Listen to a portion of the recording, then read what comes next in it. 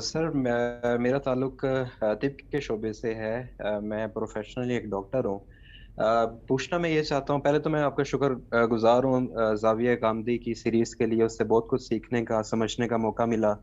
میں ہاسپٹل میں آئروز patients deal کرتا ہوں، تو اس میں جو برن کے پیشنٹس ہیں میری نظر سے بارہا گزرتے ہیں، تو اس میں دیکھنے کو یہ ملتا ہے کہ جو جزا اور سزا کا قانون ہے اللہ تعالیٰ کا، وہ تو بالکل سمجھ میں آتا ہے اور وہ عقلی طور پہ جسٹیفائڈ ہے۔ لیکن کوئی بھی ہستی، کوئی بھی پرسنالٹی، کسی بھی ہیومن بینگ کو، مرد یا عورت کو اگر جلانے کی بات کرے تو وہ ہم اپنی آنکھوں سے دیکھتے ہیں تو اس پہ کوئی دل مانتا نہیں کہ ہم دیکھتے ہیں کہ آج کل کے جدید دور میں نئے سے نئے ہم طریقے دیکھ رہے ہیں مجرموں کے ساتھ ڈیل کرنے کے لیے، ان کی کاؤنسلنگ کے لیے، یا زیادہ سے زیادہ کوشش کرتے ہیں کہ ان کو ہم سوسائٹی سے الگ کر دیں۔ اگر کوئی بھی لیڈر، کوئی بھی سوسائٹی آج کل کے اس دور میں یہ فیصلہ کرتی ہے کہ پیڈو فائلز کو، کسی ریپسٹ کو ہم جلا دیں گے، تو میرا نہیں خیال کہ کوئی بھی عقلی بندہ، کوئی پڑھا لکھا بندہ اس ڈیسیجن کو سپورٹ کر سکتا ہے۔ تو یہ جو اللہ تعالیٰ کا فیصلہ ہے، اور قرآن مجید میں کئی بار بتایا گیا ہے کہ ان کی اس طرح سے کھال جلے گی، یا وہ بلڈ یا پیپ پینے پہ مجبور ہو جائیں گے، یا وہ جلیں گے یا جھلسیں گے، تو اس چیز کو ہم کیسے انڈرسٹینڈ کریں؟ آلدو کہ یہ ایک آیت متشابیہ ہے، لیکن پھر بھی جلانے کی بات ہوتی ہے، جھلسانے کی بات ہوتی ہے، تو کائنڈلی اس پہ آپ کا کیا نقطہ ٹھیک ہے جی، نظر ہے؟ شکریہ۔ بہت بہت شکریہ۔ اس دنیا میں ہم کیا کرتے ہیں وہ تو ہم انسانوں کو اپنے حدود میں کرنا چاہیے۔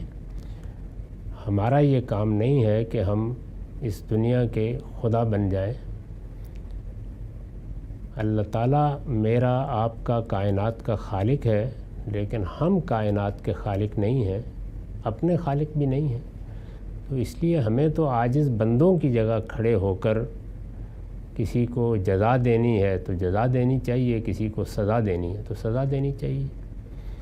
اسی لیے روایتوں میں یہ آتا ہے کہ نبی صلی اللہ علیہ وسلم نے فرمایا کہ آگ کا عذاب کوئی انسان کسی دوسرے انسان کو کیسے دے سکتا ہے۔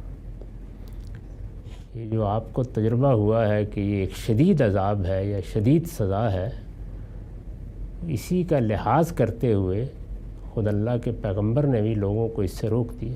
کوئی کسی کو ایسی سزا نہیں دے سکتا جو انسانی حدود سے ماورا ہو۔ انسان کا کام یہی ہے۔ اس میں بھی اگر دنیا میں کوئی سزا زیادہ سخت دینے کے لیے ہدایت کی گئی ہے تو وہ اللہ ہی کی طرف سے کی گئی ہے، یعنی اللہ کا عقاب، اللہ کا عذاب ہے، جس کے لیے بعض موقعوں پر بندوں کو بھی ہدایت کی گئی ہے کہ وہ اس کے نمائندے کی حیثیت سے یہ سزا دیں۔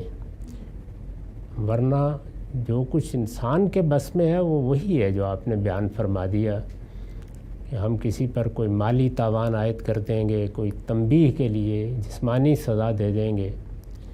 اس سے آگے ہم نہیں جا سکتے، ہمیں جانا بھی نہیں چاہیے۔ میں تو قید کی سزا پر بھی تفصیلی تبصرہ لکھ چکا ہوں، میری کتاب برہان میں آپ دیکھ سکتے ہیں۔ اس کو بھی میں انسانی حدود سے ماورا سزا سمجھتا ہوں۔ میرے خیال میں وہ سزا انسان کے محض جسم کو نہیں ملتی، اس کے پورے وجود کو، بلکہ اس کے اہل و عیال تک کو مل جاتی ہے۔ تو یہ سزا کی اخلاقیات سے تجاوز ہے، اس پر بھی میں نے تنقید کی ہے۔ تو انسانی معاملات میں آپ کی بات بالکل درست ہے، لیکن خالق کا فیصلہ کیا ہے، یعنی وہ کیا سزا دے گا اور کیا نہیں دے گا۔ یہ ذہن میں رکھیے کہ خالق کا مطلب ہوتا ہے وہ جو وجود میں لایا ہے، وجود میں لانے والا حق رکھتا ہے کہ وہ عدم کا فیصلہ بھی کرتے ہیں۔